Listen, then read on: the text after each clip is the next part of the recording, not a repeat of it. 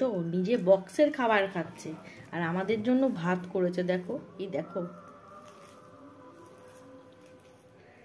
বাইরের খাবার খাচ্ছে উনি আর আমাদের জন্য ভাত। মা এটা কিন্তু অবিচার, বুঝেছো? এরপর প্রসাদ পড়ে না গো, এটা মা প্রসাদ খাচ্ছে। প্রসাদ আর জানো তো আমাদের বাড়িতে সবার বাড়িতেই কন্টেনার কেউ ফেলে না, যত্ন সহকারে রেখে, আমার মাও সেটা করে।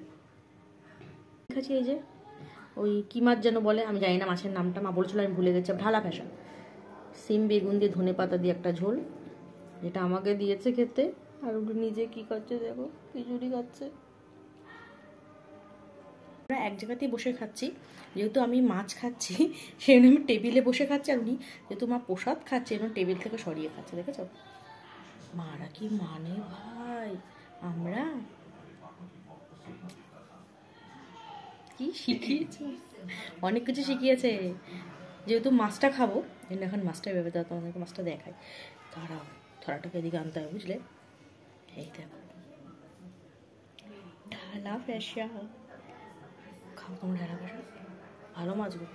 এই দেখো, আর মাজা তুখার ঝোল করে ভাই তুলেছে কালার, তার সাথে ধনে পাতা, শীতকালে ধনে পাতা, বাবারে বাবা, এটা না খেলে।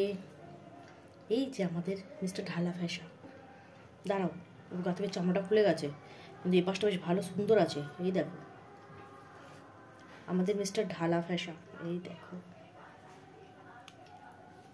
ওটা কি, ওটা অন্য একটা কাটা, দেখেছ উনি, বেশ দেখতে সুন্দর, কিন্তু ঢালা ফ্যাসা। না খেলে আবার খেতে পারো, ধনে পাতা দিয়ে বেগুন দিয়ে সিম দিয়ে মা ঝোল করেছে। এটাকে অনেকে মূলো দিয়েও খায়, মূলো দিয়ে ঝোলটা খেতে ভালো লাগে।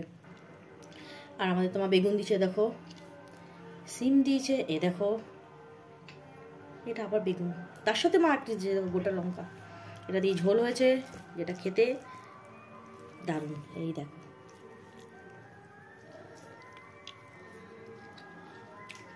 দারুণ মায়ের ঢালা ফ্যাসা।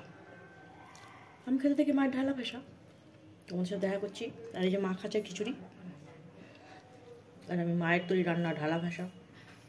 খেতেই হবে, মা করেছে ভাই, মায়ের রান্না সবসময় সুন্দর।